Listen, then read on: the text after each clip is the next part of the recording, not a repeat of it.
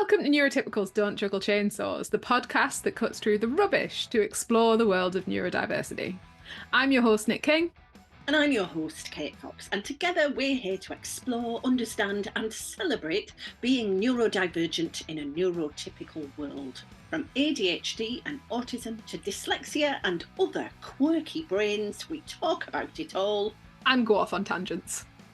So whether you're neurodivergent, love someone who is, or you're just curious about neurodivergent minds, you are in the right place.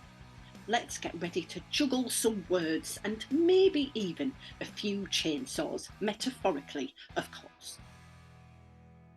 Hello and welcome to Neurotypicals Don't Juggle Chainsaws. I still have to say that quite slowly. Why have we chosen the longest, hardest to say title for our podcast in the world? Anyway, I'm Kate Fox.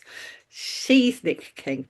And today we are talking about the, this is highly sensitive people, a highly sensitive person. Are you an HSP?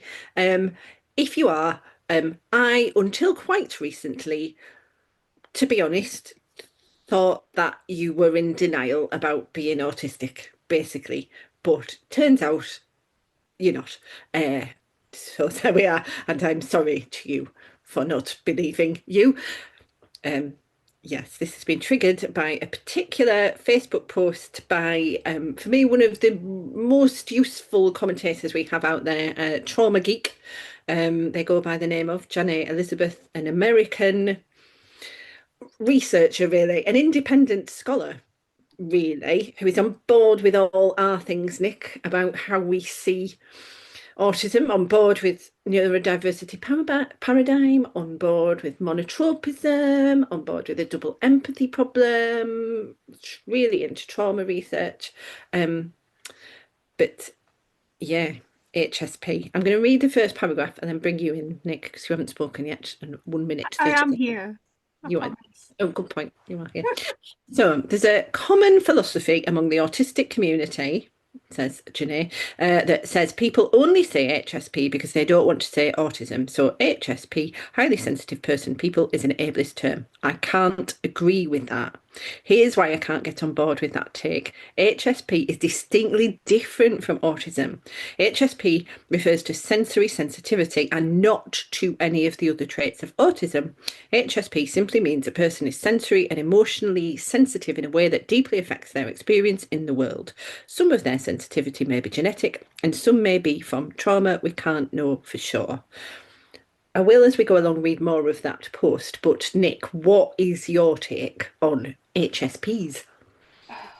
So, nuanced. Good. It's not the first time. It's not the first time I've had a conversation about HSP because I think in the Inside of Autism that I've done alongside Kieran for 5+ years now, we've had conversations about HSP and asking about that. And people who identify within that. If we bring it back to just the UK, and no offense to our American viewers who sometimes very kindly tip, thank you for the American tip. We were very confused by the amount, and I was like, oh, dollars. Yes. Very pleasant. I would liked it. Anyway, so in America, you can be diagnosed with sensory processing disorder. Now, wording around that and wording around disorder isn't ideal anyway, but you can have a diagnosis that is solely about how you sensorially process the world. And in the UK, you cannot. And realistically, all this sort of sensory thing was brought in under the autism spectrum disorder diagnosis that we now have since 2013. Again, wording not great, but let's go with what's in the books. Now, I think there are people who are highly sensitive, who are highly sensory, who are very easily emotionally overwhelmed and would fit within highly sensitive person who are autistic. And they possibly believe they're not autistic because they haven't accessed the autistic community and current learning and the idea around sort of neuroaffirming identities. And also within that, if we're getting into that, would highly sensitive person be classed as neurodivergent anyway because they're within a smaller percentage of the population, they are often struggling with how they are processing the world. Would you then include that within an environmental disability, and then a social model of disability? Possibly. And if we are putting them in where neurodivergent umbrella, it is very, very important that we don't make neurodivergent mean autism and or ADHD, because it's lots and lots and lots of things, some of which you are literally born this way, and we were in terms of our autism, in terms of our ADHD, we are literally born that way. But that doesn't mean that you can't develop a neurodivergence. You know, there are acquired neurodivergences. And then, sort of, in the highly sensitive person narrative, there is an idea around maybe that becomes developed, that sort of not only nature but nurture. Might you have a sort of a genetic line who are more sensitive? So, nuanced. Good, good. Nuance is good, and I feel like I have been lacking this, and I feel like I do have a tendency to use neurodivergent, and I really am just meaning autistic and ADHD, and actually, yeah, and I'm kind of meaning I really so much as my political philosophy and values is around embracing difference and otherness. Do you know what? Do you know who my favourite neurodivergent people are? It happens to be, who would have thought, the ones who are autistic and ADHD and late diagnosed like me. Who knew? So I'll just confess that. Well, I say they're my favourites. It's just like I'm more likely to have things In deeply common. in common with them, essentially. But I think that gives me blinkers. Now read a bit more of what Janae said. So the term HSP was coined in the 1990s by author Elaine Aron. It stands for highly sensitive person. She identified HSP as something that occurs in 30% of the population. That is a lot, a much higher frequency than autism. Today, her website has a test which lists the following traits as defining factors of HSP: easily overwhelmed, highly aware, sensory sensitivity, withdraws to recover, complex inner life, deep emotions, easily startled, aware of others' sensory needs, reactive to change, shy, wishes not to be observed. Most HSPs are allistic neurodivergence. They are sensory sensitive, but they do not have monotropism and they don't communicate in that unique way that autistic people do. They are people who are not neurotypical and who have some of the traits of autism, but not all of them.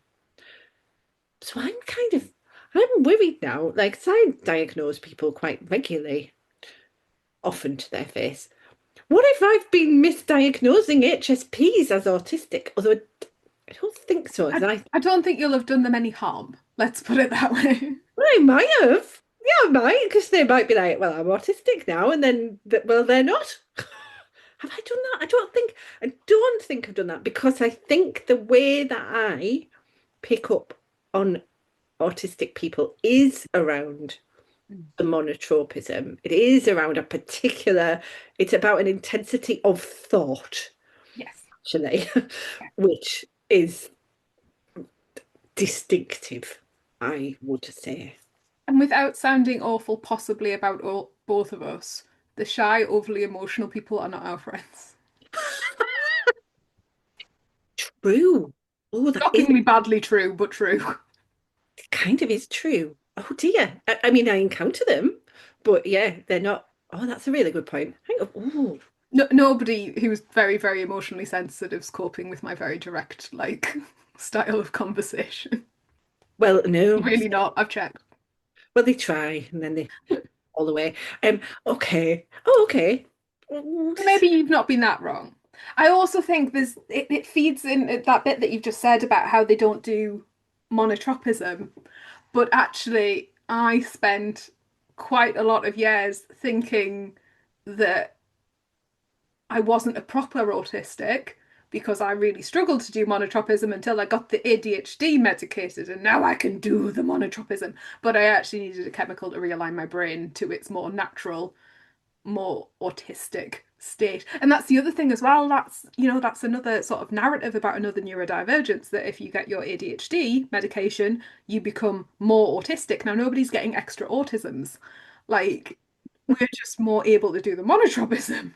So we appear in an observational model to be more autistic. And I think a lot of people who are highly sensitive, and it said that, didn't they? That they were very, very aware of their level of observation Yeah. and possibly slightly traumatized, because obviously all young people, when they are overly emotional or overly sensitive, are told to stop, to not, that it's not that bad. And they will have been like, because as young people, there are correct emotions and incorrect emotions, because we are told that, crying is bad and happiness is good. And it can be really quite static in sort of a positive activity and a negative activity emotion from essentially birth and definitely toddlerhood. So these people who are obviously feeling the feels really, really strongly and experiencing sensory stuff really, really strongly will have been told from an age prior to their memory being available that they are somehow wrong in their level of sensitivity, which leads you to be traumatized, which probably leads you to present as shy and definitely not wanting to be overly observed. And that is definitely a narrative that aligns with an autistic experience and an ADHD experience, that very sort of early on observational model that is constantly observing and correcting your behavior to fit some sort of neuronormative standard. Oh, that feels well put. And actually, as you're talking, I'm thinking of a school friend who, now I ponder it, would have been an HSP.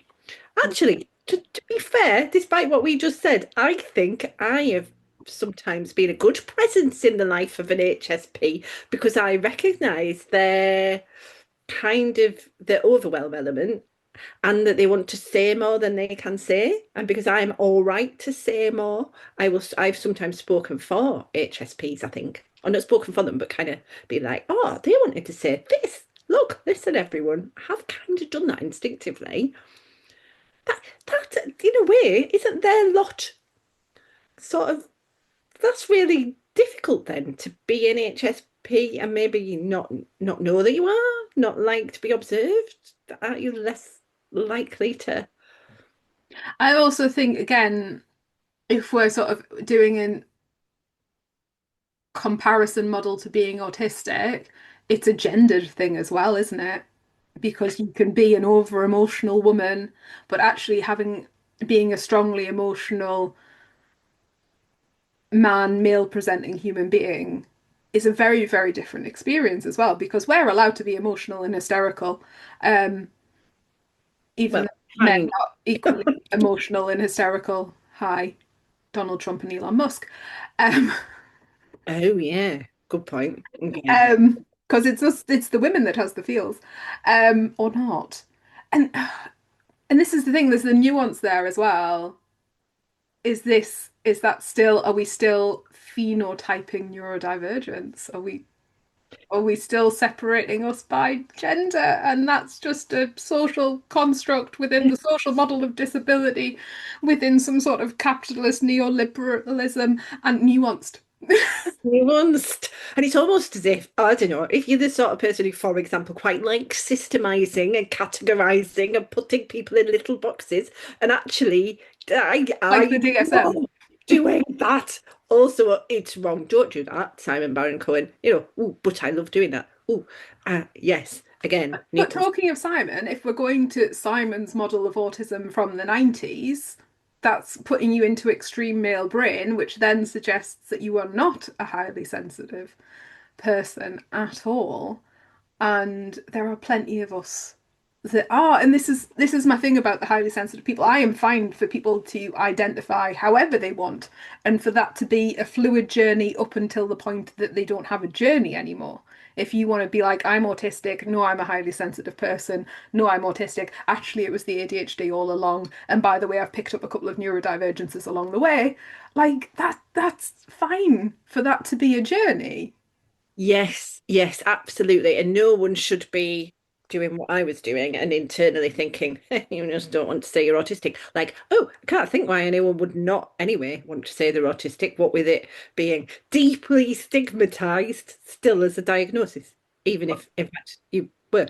Janae's last couple of paragraphs really saying the same thing. The term HSP is only erasure.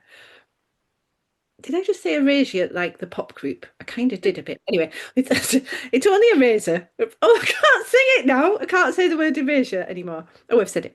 There When we it's misused to label an autistic or ADHD person, saying allistic means not autistic, and allowed to identify as HSP is erasure too.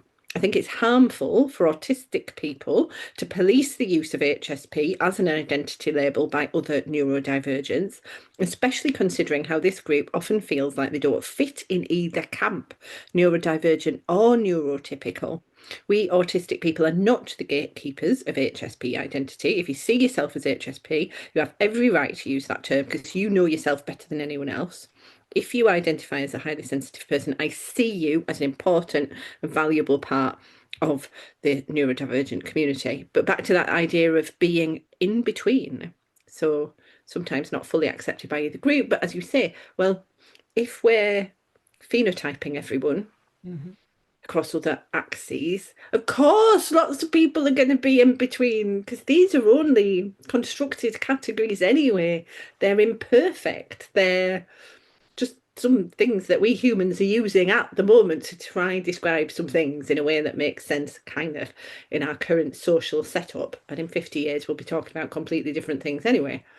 So that makes it even more important that neurodivergent communities and discourse does not exclude people who are a bit in between. Oh, but that's countered, isn't it? By, because I'm often saying you can't be a bit autistic. You can't be a bit, but actually, some people who are thinking that they're a bit autistic, Normally, I'm quite a bit autistic. well, either they're normally quite a bit autistic or they might be HSPs. If you're enjoying the podcast and want to support it so we can keep these conversations going, you can head over to neurotypicals.don't juggle chainsaws.co.uk and just leave us a tip through our PayPal link. It's quick and easy and would just be a really lovely way of showing your support. Thank you. I think you're right. If and we don't, and that's part of the problem, we don't quantify autism within monotropism, within the diagnostic thing. We categorize it within rigid thinking and excessive interests and what other horrific wording they're using at the minute.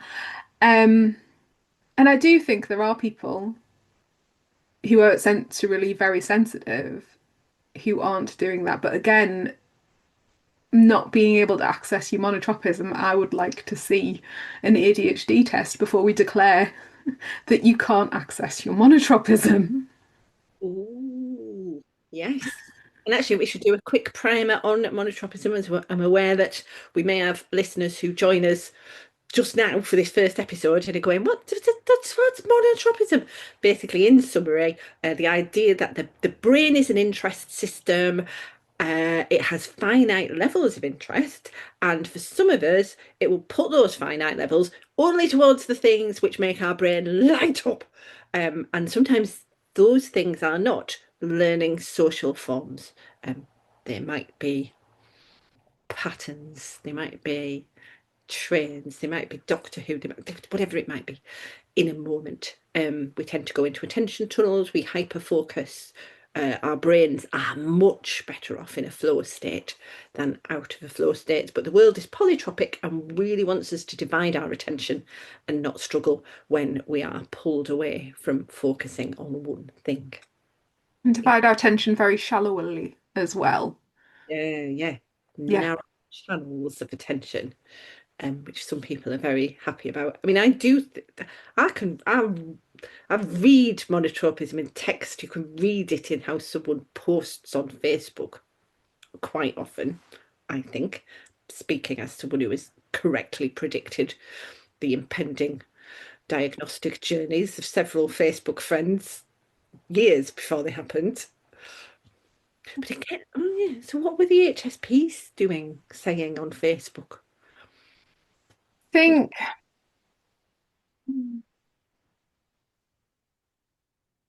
try one of the things that I personally struggle about is, people who are very highly sensitive, really highly emotional, really conflicts with my alexithymia quite badly. And I'm like, can we just have less feelings knocking around? Because it's really difficult for me to process them, even when they're not mine. Um, but no, I think why can't we have a narrative about people who are experiencing the world differently, who aren't identifying as autistic? I don't think that's necessarily problematic. I don't think it's ableist. I think a lot of the people who are highly sensitive aren't naturally inclined to be that way. Oof, interesting. Yes, okay.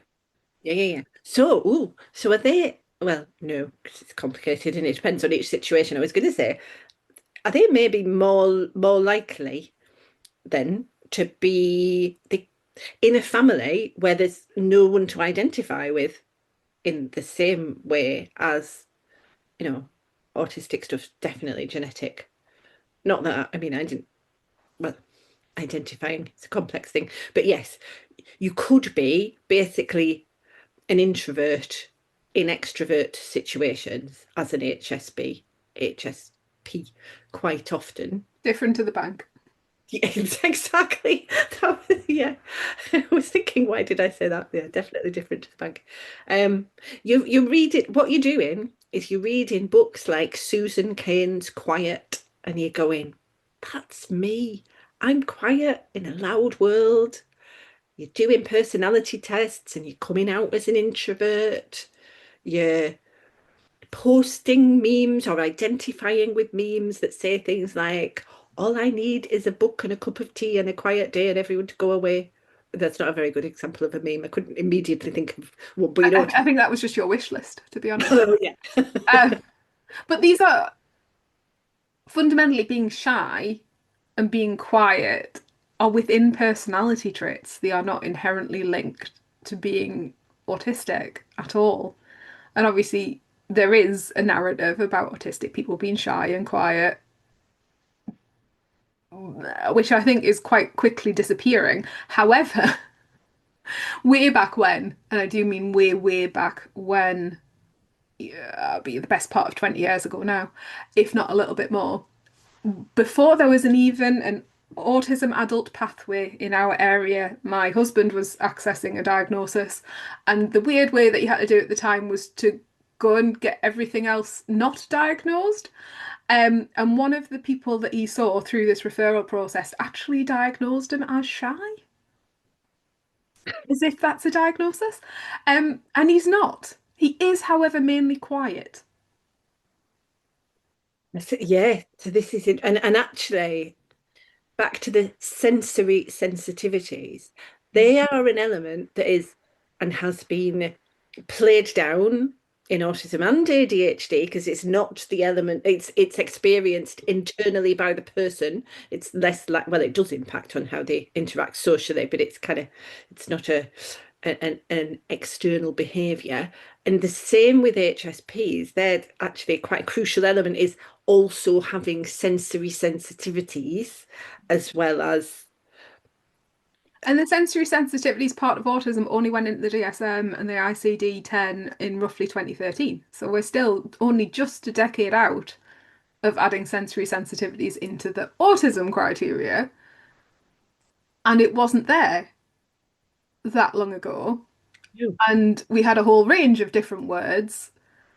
And would somebody like that, what did it used to be? It was PNDDNOS.